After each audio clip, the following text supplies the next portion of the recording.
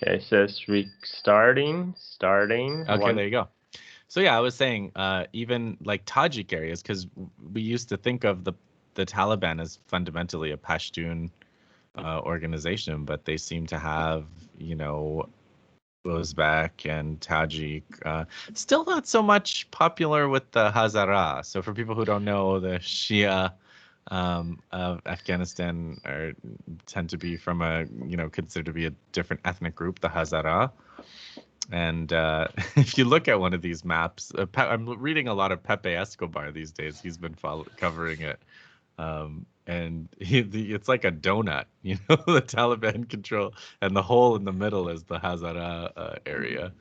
So still bad memories because they were horribly oppressed. They're traditionally an oppressed group, but like the Taliban were particularly nasty towards them.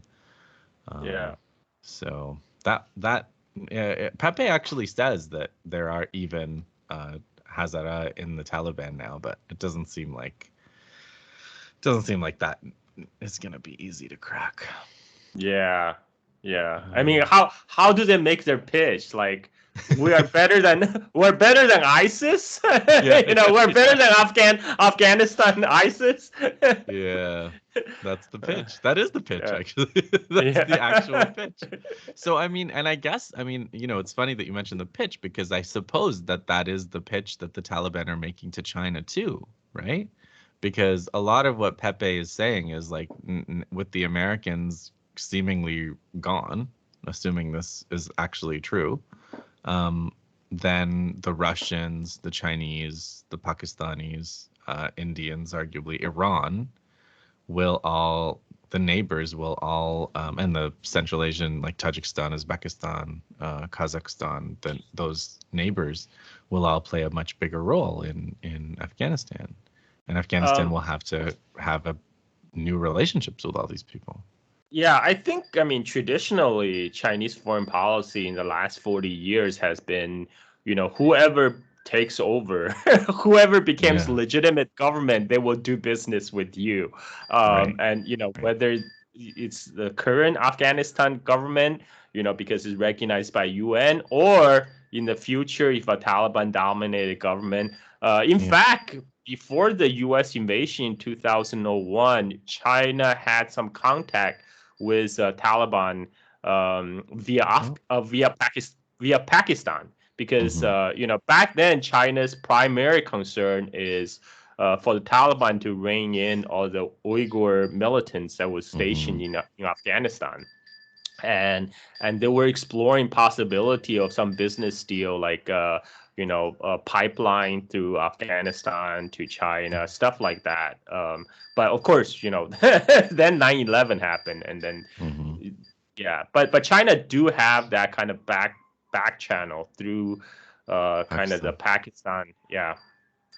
But I mean, that's what I don't know what your take on it is, but that's what I've been struggling to understand. Like, I don't fully understand what the Taliban is now, because I've always thought of the Taliban as basically the Pakistan-influenced group. Like, Afghanistan has, Iranian-influenced armed groups, and then the Pakistani one, like Saudi-influenced armed groups, and then the Pakistani one is the Taliban. But it seems like they're not a proxy anymore. They definitely have their own agenda. But I wonder, like, how have they been so successful, and like how much say does Pakistan have in this now?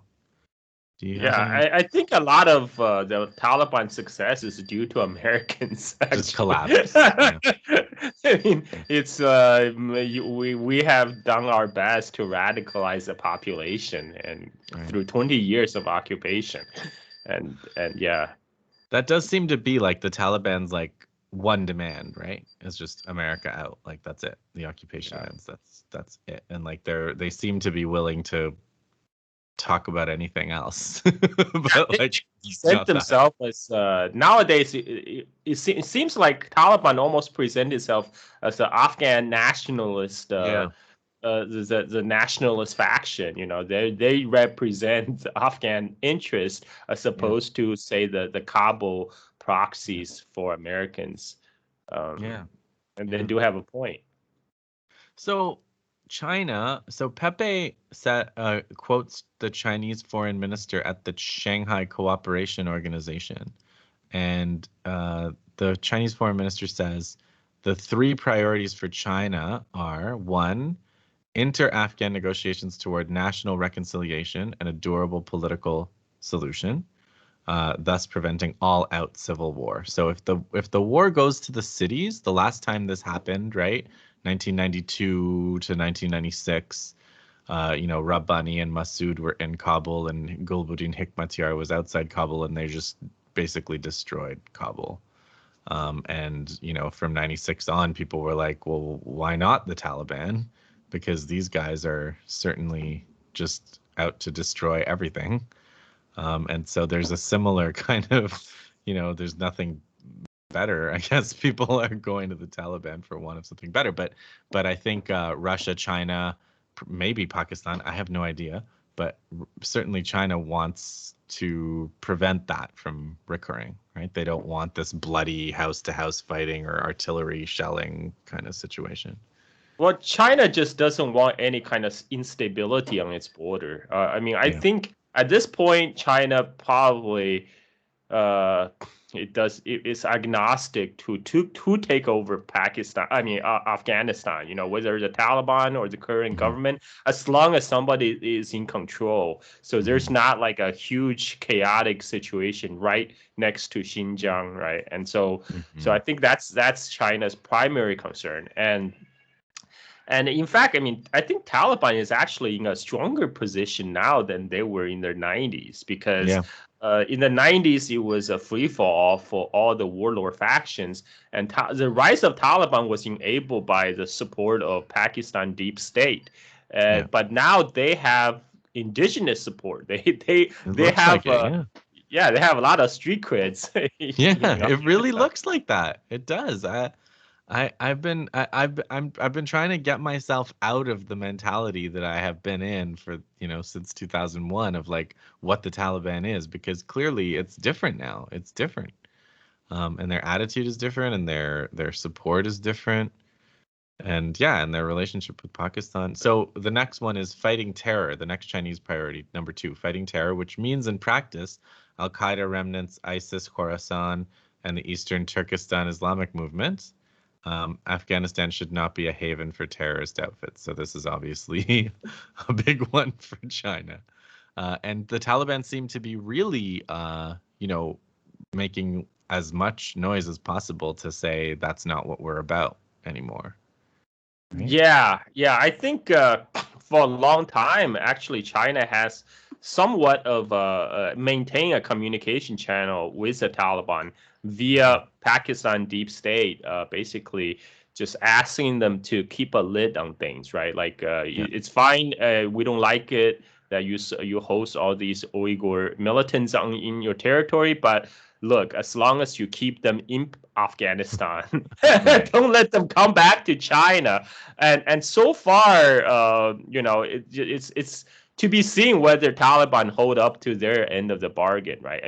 So far we have seen is the Uyghur militants from Afghanistan actually traveled to Syria during 2012 Syrian war. They didn't go back to China. They went to fight in Syria. They're still in Syria, right? Yeah, they're still in Idlib. There's like thousands of them in Idlib, right? Yeah, they took over a whole city actually, like the Al Shugur in Idlib, the Al Qaeda in Syria, formerly Al Nusra Front, just basically handed over the town to the Uyghur militants over there. Yeah.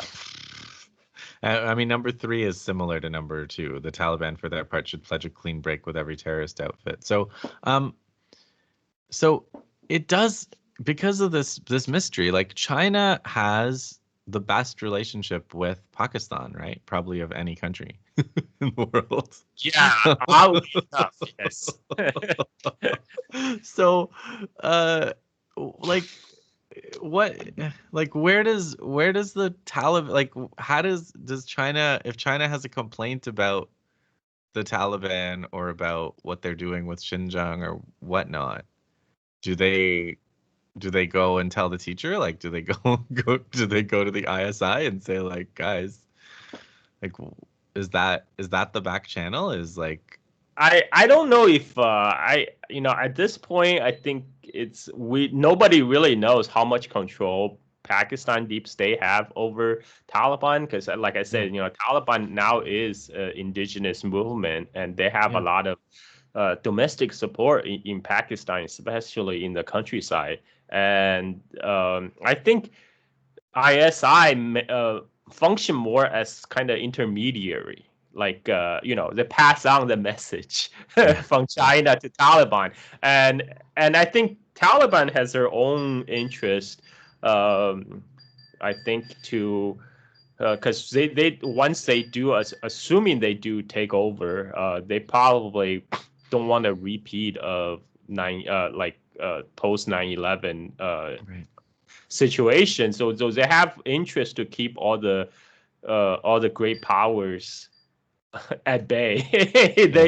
I mean, for them, I think it's not a stretch to think that they will, because I mean, China's demands is basically Afghanistan be stable and don't export terrorists to Xinjiang. That's two main Chinese interests. Actually, China signed some big investment deal in Afghanistan, but that was kind of on hold. There was a big copper mine in Afghanistan that China signed a huge, one of the biggest investment deal in the country. But the copper mine was never developed for obvious reasons. Was the security and then the collapse of the global copper price in the aftermath of 2008 financial crisis. So, I think China would still very much like to go in to develop those resources, but in order for that to happen, they need to have a stable Afghanistan, and that's what China would like to see. Did you see that tweet where some American, I don't know, politician or pundit or something was like, we should be the ones who get those resources. We were there we occupied that country for 20 years and now China's going to eat our lunch or something like this. That's basically kind of the Trump position, right? It's like, we went in and we didn't even get the oil in Iraq. I mean, there's still a lot of Trump supporters in U.S. I mean, despite the election defeat, I mean, like I just saw a recent poll of the Republican voters, like the Trumps. They said, would you vote for in the next election? And Trump was polling like 54%. Way ahead of everybody else. Yeah. So here's the thing. So Pepe's articles all kind of end with like, if China, and Maitreya wrote an article too along these lines, basically like if China does get more involved, the way China gets involved in countries like this is very like economic, business oriented, infrastructure oriented, and that really is what Afghanistan needs. Like I was in Afghanistan in 2013, and It's like, it's like the roads, like the roads are, all the American, infrastructure is all garbage. Everybody that we talked to was like, yeah, this road was rebuilt, and you're just like shaking right on the road, like bumping up and down. And then they're like, oh, this road's pretty good. The Russians built this, like back in the 80s. Like, see that building over there, the Makroyan? It's like, the only like decent housing in Kabul. Russians built that. So like the only things that are standing are stuff the Russians built. So it really is what Afghanistan needs in a lot of ways. But like, I wonder, say Russian. They're not talking about Russians post American. They're talking about back in 1980s. They're talking about 70s, 80s. Yeah. Wow. I forgot. So you went back to Kabul. You went to Afghanistan because you have some family connection there, right? Yeah. My wife's Afghan. Yeah. Okay. So I call my kids. My kids are. Why were you in Afghanistan? Were you like part of the U.S. military? You're right. There's only a few ways to get there, right? Yeah, no, my wife's Afghan. We it's funny because we were in Delhi and getting a visa. It's interesting because they had like a sign where they said, I have to get this right, if you're a foreign woman married to an Afghan man, you can get a visa as a spouse. And I was like, I guess we're applying for that. They didn't say the reverse, but I was like, I assume we can get one through this clause. And But that got and you the guy, in, yeah, huh? yeah. Nice. The guy, the guy's like writing the visa, and he keeps looking up, and he's like, "So tell me again, why do you want to go?" We're like, we want to stay. He's like, "You really want to go? You really want to go?"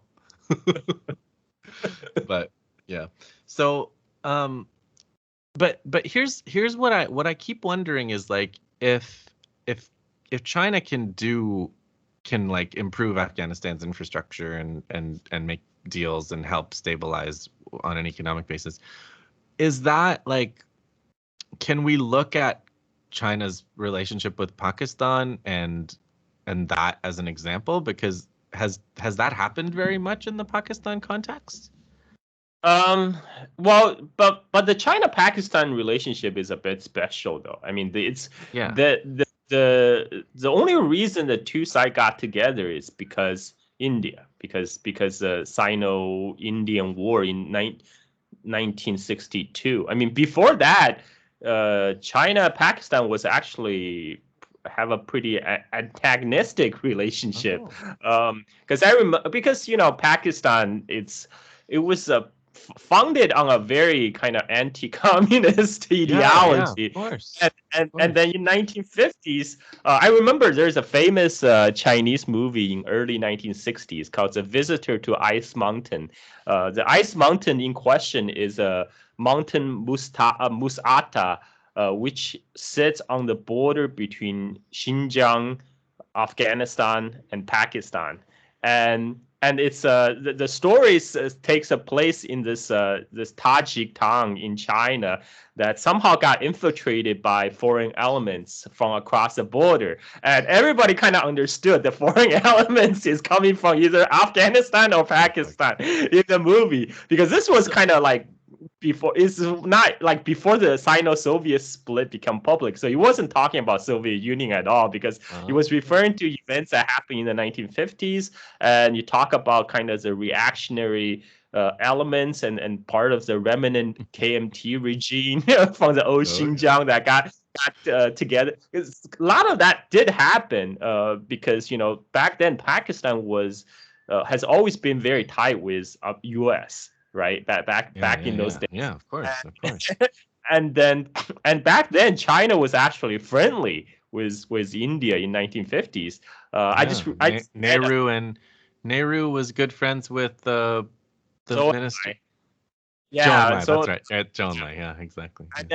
I just read recently a Mao memoir. They talk about a Mao, like sometimes Mao would quote some ancient Chinese poet, and the translator don't know how to translate it. And this one instance was some foreign dignitary, I think it was from Britain, was asking Mao about Chinese relationship with India. This was back in 1950s. So Mao quoted a Song Dynasty poet who wrote the poem to her husband, saying, we are two clay dolls. Let's break our dolls and mix our clay together, then make two new dolls. And then my doll has a piece of you, and your doll has a piece of me. And the translator, of course, didn't translate the poem, but the gist of Mao's quoting that poem is saying, that's a relationship between China and India. It's very tight. Right, that was 1950s, right? And then we've come a long way from there, eh? Yeah. But then 1962 happened, the war between China and India. Pakistan seized that opportunity very quickly. They reach out to China on their own, and then in 1965, because Soviet Union was on India's side, I guess. Yes. And then in 1960, because the border conflict that sparked the Sino-Indian War in 1962, there are two sections. One section is near Assam in northeast India, but one section is near Ladakh, on the border with Pakistan-controlled Kashmir. And so both Pakistan and India had border dispute with China in that part of the region. And But what Pakistan did is right after the war, they reached out to China, very quickly wrapped up a border agreement with China, settled their border between the two. That was 1965. And then from then on, the two sides got very close. That's why China started building a road from Xinjiang to Pakistan started 1960s. It was completed in 1979, just in time for the Soviet invasion of Afghanistan. And then, the Karakoram Highway was leveraged by the CIA because CIA was purchasing mules from Xinjiang because I think I told this story before multiple times. Originally the Americans tried to source Tennessee mules for Mujahideens to carry their weapons, but the American mules couldn't hack the Afghanistan. Can't do it. So CIA is like, oh look, Xinjiang is next door. Xinjiang has a lot of mules. Let's buy. We're now buddies with the Chinese. Let's buy mules from Xinjiang, send them over to Pakistan, and then from Pakistan give it to the Mujahideens. And they also bought a whole bunch of Chinese-made weapons from China. Yeah, of course. Yeah. Yeah. So the whole anti-Soviet jihad from 1970s to 1980 or 89, whatever, 91 even, you could say, China was in on that. Yeah. China was on the side with US and Pakistan and Saudis. Wow. That's weird. I mean, CIA had a listening station in Xinjiang in 1980s. They had a listening station to spy on the Soviet nuclear tests in Kazakhstan. I don't think that listening station functioned anymore, but this was not. So you mentioned Tajik. There's Tajik Chinese. So they are known as Chinese Tajiks, but they are really a Pamiri people because they speak. So in Soviet Tajikistan or current country of Tajikistan, so there's Tajiks who speak Persian, right? And then there's these Pamir people who live in the mountains and speak different Eastern Iranian language that's not intelligible with Persian. But the plain Tajiks call them mountain Tajiks, right? Okay. So because Xinjiang was under a lot of Soviet influence since 1930s, so they adopted a terminology to call also the Pamir people in Xinjiang Tajiks, even though their version of language is not Persian. They're not totally. I mean, but now the Tajik, the people themselves have kind of adopted the term. They refer themselves as Tajiks. So, like, historically, the Pakistan, part of the reason Pakistan supported like the Taliban and like an Islamist approach in Afghanistan, the Mujahideen, was they wanted to sponsor Islamic movement instead of an Afghan nationalist movement, because the Afghan nationalists were always interested in Pashtunistan. They were always interested in like having that Pashtun part of Pakistan, part of Afghanistan. And like, is there on the board, because that they don't respect that Duran line, they don't respect that border. But is there anything like that on the border between Xinjiang and Afghanistan? Is there like informal people moving back and forth, or nothing like that? Well, no, actually, I mean, before the borders were settled, the nomads cross the border frequently. So the primary people that are kind of half sedentary, half nomadic, but the Kyrgyz used to move across the border from the Soviet Central Asia to the Wakhan corridor in Afghanistan. Xinjiang, and also the north part of Kashmir under Pakistan control, the Gilgit Baltistan area. So, but then then the border was fixed, so they can't. So now there are like thousands of Kyrgyz still kind of trapped in Wakhan corridor in Afghanistan. They can't move because the national boundary has been fixed, and that whole area So Wakhan Corridor actually used to be part of the Silk Road. The famous Chinese Buddhist monk Xuanzang actually traveled through Wakhan on his way to India. But during the Great Games in the late 19th century, the Tsarist Russia and the British Empire decide to carve up the area of Central Asia. That area of Wakhan Corridor used to be part of an ancient state called the Emirate of Badakhshan. So what the Tsarist Russia and British did is they just decide to carve it up and give it part of it, give it to Russia. That became what's today's Gorno-Badakhshan province of Tajikistan.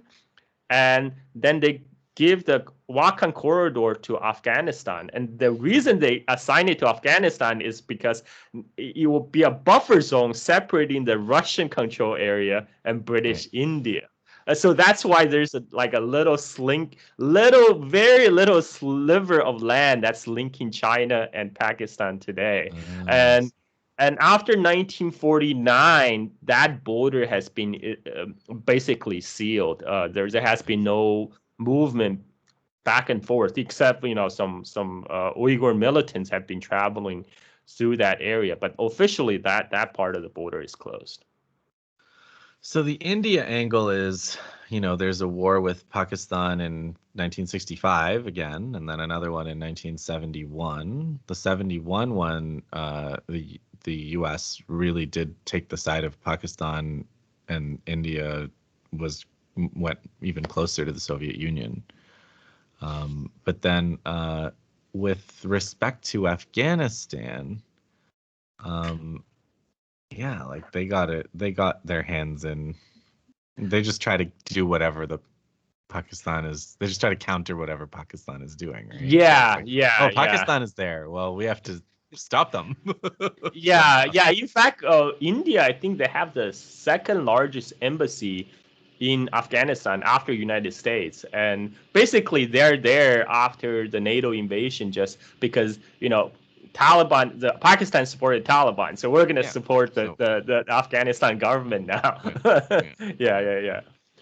But I mean, I guess that's Pakistan's approach too, right? It's like, if India, China are fighting, we're with China. So, can you talk about the China-Pakistan economic corridor? Yes. So there's a lot of talk about China's Belt and Road Initiative, the new Silk Road project. Actually, if you break down the numbers, the largest investment of the whole Belt and Road Initiative is the CPEC, is the China-Pakistan Economic Corridor. So right now, basically, China is putting huge sum of money to build up the Pakistan infrastructure from north to south. They're trying to they have built a port in Gwadar, which is sitting on the Arabian Sea near the Strait of Hormuz, near the Persian Gulf, at a very strategic location. And then they have rebuilt the Karakoram highway. Because in 2000 there was a big earthquake and landslide in northern Pakistan, and that destroyed the old Karakoram highway. So China built a brand new Karakoram highway, but now this time they built it all the way from Chinese border to Gwadar, to the Arabian Sea. And they're also building huge hydroelectric dams and power plants. Basically, they're doing a revamping of the Pakistan infrastructure, and there are two reasons for that. One reason is strategic because for a long time Pakistan and China has been very close, but Pakistan has been kind of wobbly in the last few decades, and China doesn't want to see Pakistan collapse, and this kind of new injection of capital and infrastructure investment is hoped to stabilize Pakistan somewhat, and at the same time, because China is trying to develop Xinjiang, so Pakistan is trying to develop Pakistan. So Pakistan is trying to develop Pakistan. So that means China exploring all the different outlets for Xinjiang. One talk about a way is to link Xinjiang to Arabian Sea, through the Right. through the corridor. I mean, they already built the highway that goes from Chinese border to Gwadar, but now they're talking about maybe even possibly building a railroad. And there's some crazy plans, even like pipelines. Build a pipeline that would go from Gwadar all the way, climb over the Karakoram mountain range into Xinjiang. That way, it's to bypass kind of the U.S. naval blockade on the Strait of Malacca, because right now China imports a lot of oil from Middle East, from the Persian Gulf, and a lot of that oil is transported by ship.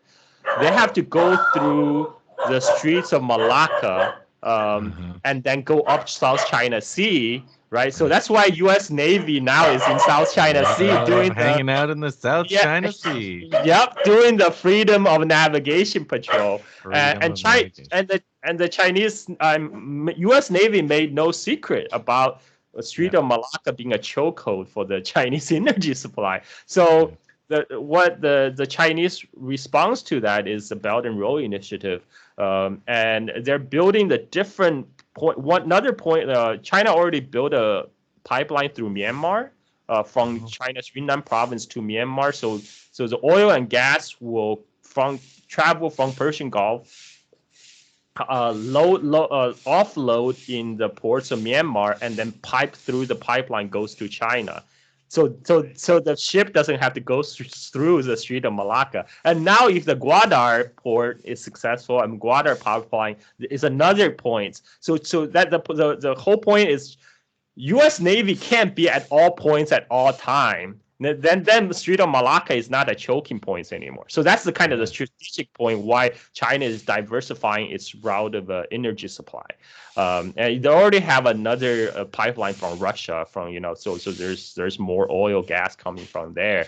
But they're doing more. They're doing the exploring the Arctic routes now, that because of global climate change, now the Northern Passage is freed up. Now they can travel by ship from going through the Arctic Ocean to Europe, and so so that's part of the reason for this Belt and Road Initiative. And Pakistan become kind of linchpin. Part of the reason is because the close relationship between China and Pakistan, and China doesn't want to see Pakistan fail. So the CPEC starts in 2015, right?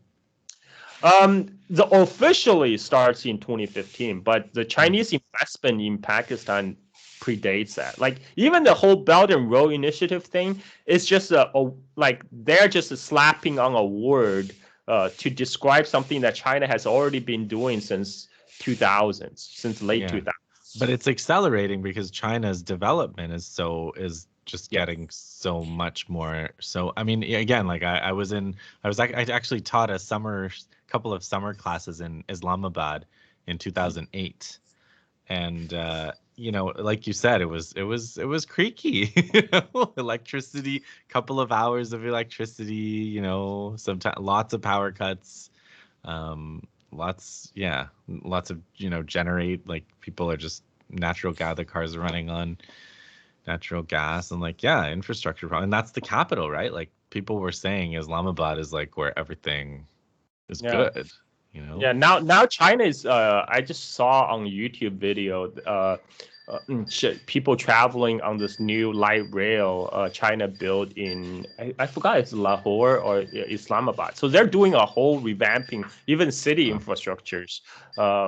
So I mean, China obviously do not want Pakistan fail, and it wants it sees the stability on its border as a primary, the primary reason, right? So I would think the same rationale would apply to Afghanistan. China do not want to see Afghanistan fall into civil war. It wants to be stabilized, so it could be, so Chinese companies can go in and invest, like. But I guess one question on my mind was, like, is Pakistan a successful example of that strategy? And it seems like maybe it is starting to pay off a little bit. Yeah, I mean, with the kind of the gigantic amount of money China is plowing into Pakistan, I mean, there's definitely infrastructure improvement. I mean, that's seeing. We have to see. I mean, like this is where I think we're still at the initial stages. So we have to see. So we also have to talk about drugs. Sure, opium, of course, of course. Heroin. China has bad experiences with this. Yeah. I mean, they all do, right? Like, I mean, India, Pakistan were the places that were growing it. Dumping it on the Chinese, right? So for tea and sending it back. So, but like Afghanistan, that's another thing. Like another element of the U.S. in Afghanistan that we never talk about is like the U.S. using Afghanistan for a source of illicit heroin so that they can fund their covert operations. So the funny thing is now Afghanistan is kind of world's main supply base for opium and heroin. But before the NATO invasion of Afghanistan in 2001, the main base of supply was in the Golden Triangle in northern Myanmar. The other side of side of China. and the reason that got kicked off and started is because the CIA involvement in 1950s. They're trying to finance KMT remnants who fled China into northern Myanmar. And the CIA really helped the KMT kicked off the opium production in northern Myanmar because right in 1950s, there was a big supply shock to the world opium market because China yanked all the opium production from China because originally, so after the Opium War, after China was forced to open its market and to opium and legalize opium trade, there's a lot of more Indian opium going to China. In response, the Chinese official decided, okay, if we're going to legalize opium, we might as well make some money off it. So they started to legalize opium cultivation inside China. So very quickly, by early 20th century, China became the world's #1 supply of opium. But by and then that opium gets processed to heroin by the Shanghai gangs, and they get exported to San Francisco, and opium epidemic, heroin epidemic in U.S. But then when Mao came to power in 1950. That was cut off completely. Like the Chinese opium production dropped to zero, and and at the same time, the other source was from Iran, and the Iranian government also put a kibosh on the opium production in early 50s. So there was it would have been a big withdrawal from all the heroin and opium addicts around the world. But then comes the CIA helping the KMT set up their opium production in northern Myanmar. So and now, funny enough, that now that after the NATO invasion of Afghanistan became the next big spot for the opium production. And Pakistan too, right? I mean, those same areas of Pakistan on the Afghan border. And I know Iran actually has relatively benign opium or like heroin policies. You register as an addict. I mean, whatever. Criticisms are possible, but like you register as an addict, you get maintenance dose from what I've heard. And they're actually a producer of legal opiates.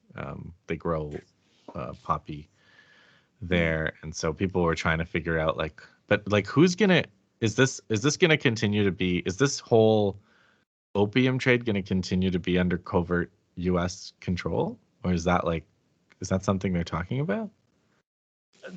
That's that's a good question, because they're not going to just give up the opium, are they? Because before the U.S. invasion in 2001, Taliban actually stamped out the opium production. Yeah, they banned it for a year. The year prior to the invasion, they had banned it. Yeah. because they at that time Taliban was trying to achieve international recognition, right? I think at the time Saudi recognized Taliban and Pakistan recognized Taliban, and they were also in talks with China via Pakistan to talk about possible recognition, and that's why at the time China's condition was like, okay, you don't send your Uyghur fighters back into Xinjiang, right? That's our requirement. But then 9/11 happened, and then 2001 invasion happened. That was off the table. So it will be interesting to see what the Taliban would do once they take over, because now opium is again one of the biggest source of revenue throughout Afghanistan. Whether they would trade, say, international recognition for banning on opium again. So because assuming US withdrawal is real. It's all. Yeah. But yeah, I mean, and they can't. I'm sure they're not eradicating opium crops in the districts they're taking over. I'm sure they're not doing that. Like I don't know much, but I know they're not doing that, because we would have heard, and it wouldn't have been so easy to take over either. Because why would you antagonize the local population by deprive their main source of income, right? And then at least not initially. Like right now, they're not even in full control of the country yet. So we'll see. That will have to remain to be seen, because right after the NATO invasion, it was the US allied warlords that brought the opium production back. And then that then it has just multiply. It's that's you're right. I mean, we even have these photos, like AP photos of US soldiers guarding the poppy fields in Afghanistan. Yet this is not, somehow I don't understand how this is not a big talk about. Nobody ever connects it. It's like these are all just different things going on that happen to be in the same place. Like, there's this war there. There's opium. There's minerals. You have to understand, that's a local tradition. We're just respecting local tradition here. Cultural sensitivity training. That's man, it's everything's up in the air, it's just I have no idea, but it's as far as I can see.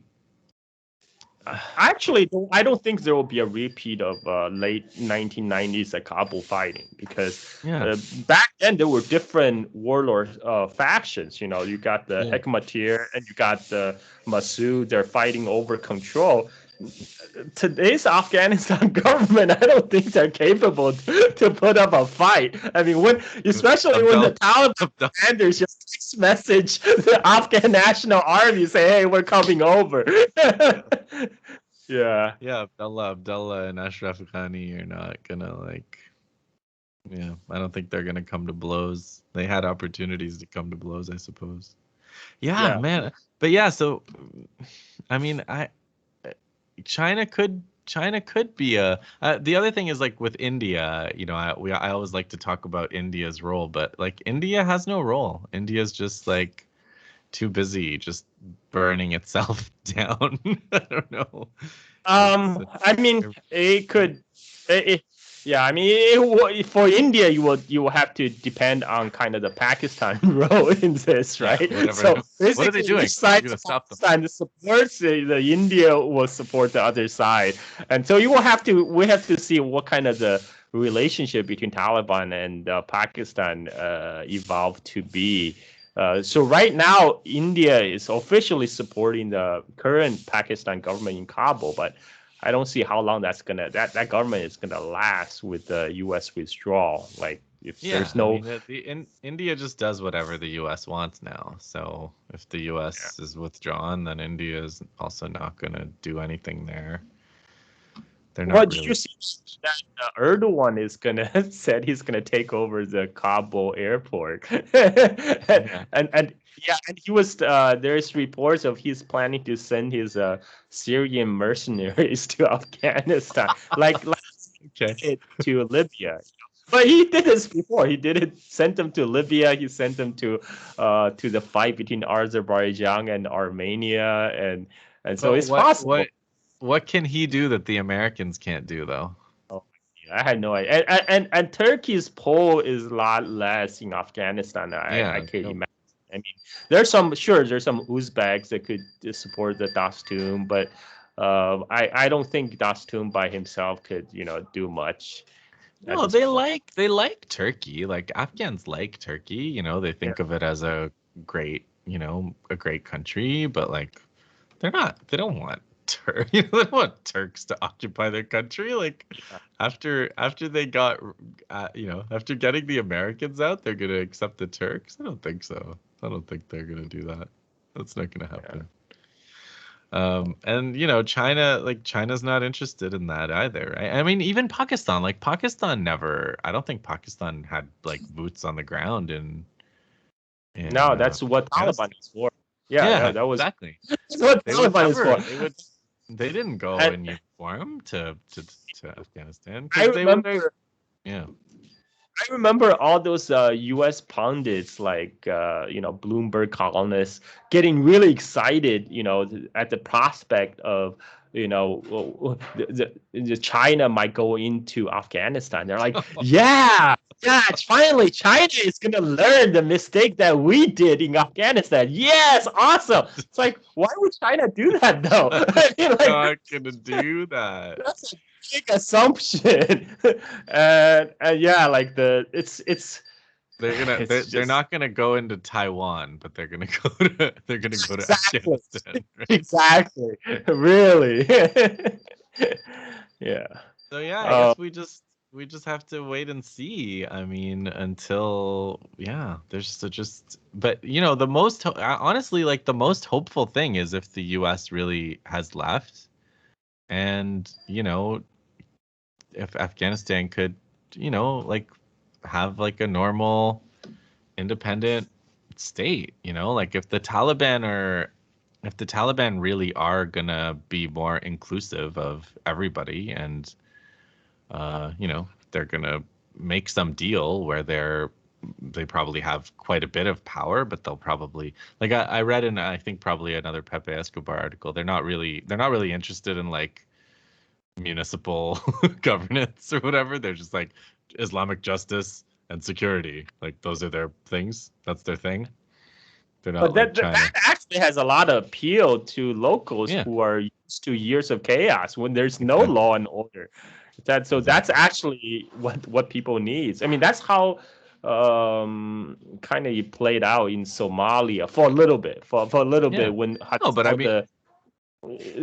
people just get sick and tired of all these chaos and they just want order. I mean, Islamic courts and security sounds good. It sounds good compared to photo cases. And then if there's if there's money from China and actual infrastructure coming, that also will make a big difference. So who knows? I mean, that is how the Taliban took over in 96, right? Like 96 to 2001. It was like these like warlord, rapist, destructive, chaos, and the Taliban were like, we're gonna have rules, and people went to that banner because even barbaric rules were better than no rules. Right? Yeah. Then the rules. Well, China had a warlord period, so.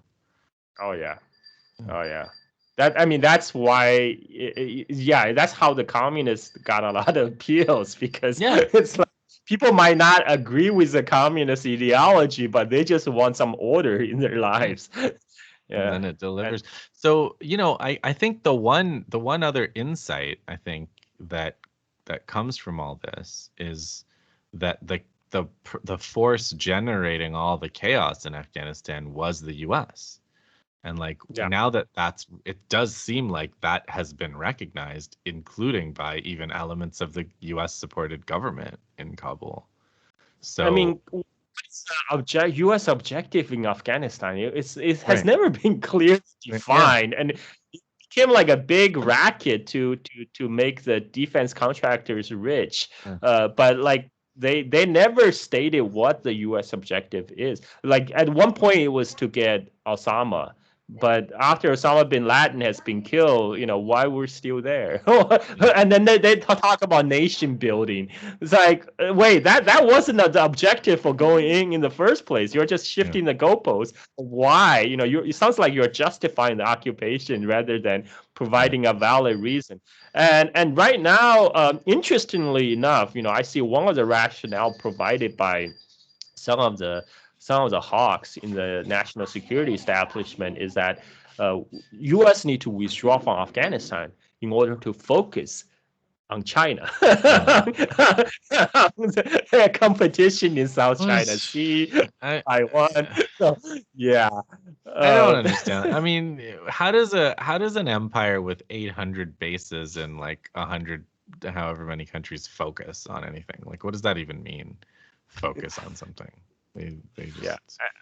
And I think that's a fundamental issue right now, because there are some people during the Trump administration that we need to make nice with Russia to focus on China, but the people who are affiliated with NATO is like, no, we can't give up our grift, right? Like we need to focus on Russia. So that's why right now U.S. decides to be antagonistic toward Russia, China, and Iran, right? Yeah. Like all and Venezuela and Cuba and and everybody. Yeah. Everybody. Wow. All right. Well, I mean, this was good. I just think I'd leave people with that impression that, once everybody in the region recognizes, as they have, that it's the US that's spreading the chaos, there are new possibilities now. I think one example possibly to look to is Syria, right? Because U.S. haven't completely withdrawn from Syria yet, but it has backed off considerably from the regime change effort. And just recently, I think there's a statement from Chinese Foreign Ministry that they are, Syria is interested to sign up on the Belt and Road Initiative, and China is looking to do investment in the country of Syria. So that kind of the Syrian model will probably likely be applied to Afghanistan if Afghanistan come to somewhat stabilized situation. Yeah, I mean, in some ways, Afghanistan will have it easier. They're closer to China. They they're not under sanctions now. We'll see what the U.S. does. Yeah. Right, like, because that'll come, right? They'll make some pretext, but it'll be tricky because they don't want to antagonize. I mean, Pakistan has managed to keep the U.S. I don't know, keep some relationship with the U.S. right, and China at the same time. So. Well, Pakistan that relationship really changed a lot in the recent decades because, Pakistan started out embedded with U.S. Yeah, but exactly. after the collapse of the Soviet Union, kind of U.S. felt like it doesn't need Pakistan anymore, and then that's why they blocked the sale of F-16 to Pakistan that Pakistan already paid for, and then U.S. moved closer to India after the Indian nuclear test, and so now, and Pakistan was actually a strong arm into supporting U.S. Invasion of Afghanistan when U.S. basically told Pakistan, look, we'll bump you to stone ages if you're not with us. So Pakistan right now is, I say, it's closer to China than U.S. as result of all that in the past. U.S. is not interested to invest in Pakistan. U.S. don't invest at all. They just U.S. They don't invest. U.S. domestically. Why would they invest in Pakistan? No, it's about running it down, running it into the ground, and making as much money as possible. But this is interesting times. All right, Carl, thank you so much. Thank you. Stop recording.